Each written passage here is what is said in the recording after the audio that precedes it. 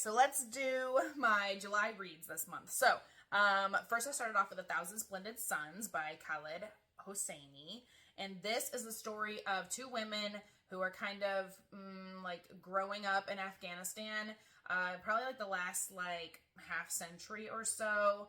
And it is a made up story, but it's telling us a lot of the history of like what's going on in Afghanistan during the time, like the rise of the Taliban and like how women are being affected during this whole change and everything. So that was a great story. I love that one. 5 stars from me. Next book I read was I Am Malala, and this was a great like memoir autobiography kind of deal. So she is from Pakistan, and she has made it her life's goal to try to get education to girls and to women, and her family is very supportive of her, and she is just always trying to stand up for what's right? And so the Taliban comes after her, and this is just the story of her young little life, like up until when she was shot by the Taliban when she was still just a girl. So this is another 5-star read for me. Loved that one. Next book is Ink, and this is by Alice Broadway. This is a dystopian YA fantasy, which I know can sometimes be kind of hit or miss, right? So this was a 5-star read from me. I love this one. So it's this girl, Leora, who lives in a world where you get tattoos for like big life events and stuff.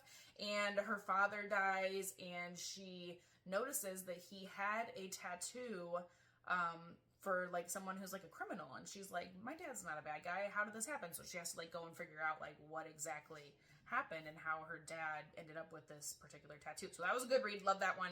Next is The Guest List by Lucy Foley. This is like a mystery thriller kind of thing. So there's like a wedding going on, and there's a murder, and you're hearing this all the different like perspectives of like the day and night like leading up to the wedding. Like they're like staying at a particular place, so they're like staying there for a couple days.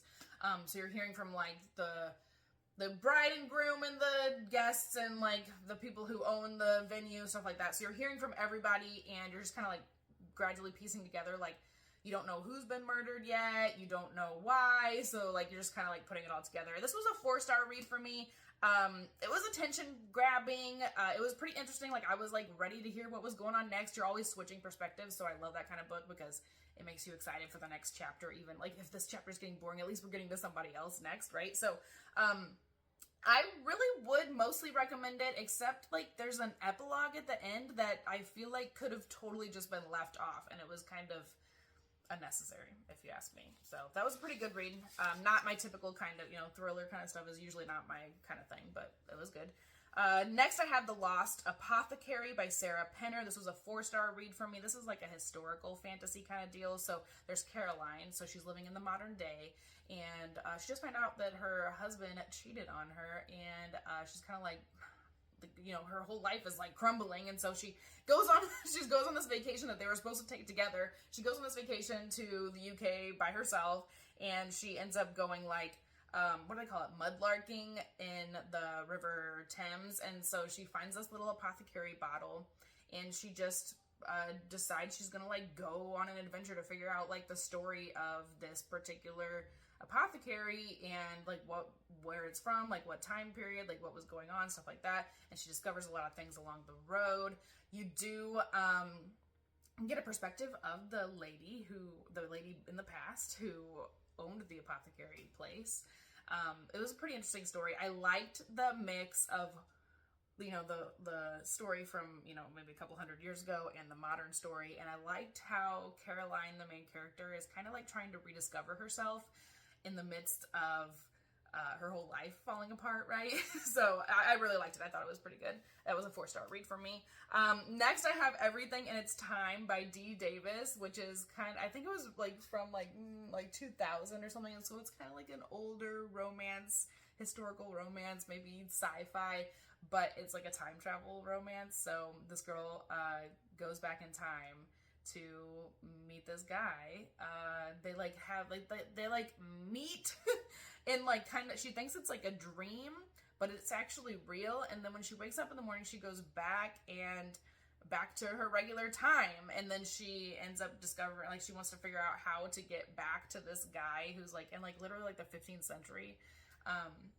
Anyway, there are some plot holes. There are some things that make you go like, what the heck? But I did like the story. It was a 4-star read from me. There are some, time travel romance can kind of be like iffy. It's kind of Outlander-y vibes, she's like in the modern day. She's going to like 15th century Scotland. Like it's just kind of reminiscent of like Outlander kind of stuff. But it was pretty good. There were definitely some plot holes and definitely some things that made you go like, what the heck? But I liked it. Next we have City of Darkness by Karina, Halle, and this is a 4-star read from me. This is another like fantasy romance. This is book 3 in this particular series. So Death and Hannah, they get stuck in the real world. Like they're from like the underworld, right? And they get stuck in the real world and they're trying to figure out their way to get back down to the underworld while some crazy stuff is happening down there. Like the world is falling apart and they need to like get back to like help save it, right? So I loved the first book in the series. The second one was okay. This one was okay. It left off on a terrible like cliffhanger, like, and I can't wait until the next one comes out. I'm definitely going to read the next one. I want to figure out what's going on with Death and Hannah, but just not as great as the first one. The first one was awesome, and these next two have been like okay. So this was a 4-star read. It was fine, but I don't feel like anything got accomplished in this particular book. Like, they're stuck in the real world trying to get back to the world of the dead, right? But I don't really feel like there was really, like, much going on other than that, right? So, anyway, I can't wait for the next one. I do like Karina Halle. I like a lot of her books, but that one was just kind of like, whatever.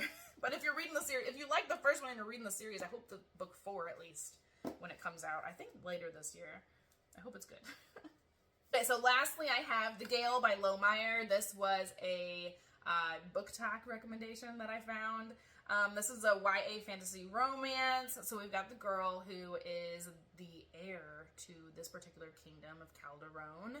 She gets accidentally kind of kidnapped into like her enemy's kingdom, and she ends up like falling for the heir of that particular kingdom. But she learns along the way that maybe her kingdom that she came from is not exactly the best place, and maybe she should join sides with other kingdom to fix what's going on in her old kingdom, right? So anyway, I liked it. I thought it was pretty good. It is a YA romance, so there's no spice or anything, it's not an adult book, okay? So you have to just like, admit that from the get-go. And I think if you admit that from the get-go, you're not expecting anything, super spicy or anything, then this is a good book. I like the story. It was a little bit predictable at times, but there was kind of like a couple twists at the end that were really like, And I like books that have like a political side to them, like, what's the real story like going on back in her home kingdom and like stuff like that. Like, I like the political side of it, and so there's kind of like a little bit of like a, rebellion kind of thing going on. I like that kind of stuff. So I did like it. 5 stars for me. Love that book. As long as you admit that there's not going to be any spice. It's really, really good fantasy romance. If you ask me, I liked it. Oh, and it was also a debut novel, self-published, which I have not had the best luck with in the past, right? Sometimes you just get stuff that feels like it was not ready to be published, but that is not the case with The Gaill. I really, really liked that one. It definitely exceeded my expectations because I thought it was going to be terrible. But 5-star read from me. Okay, that's it for the month. Bye.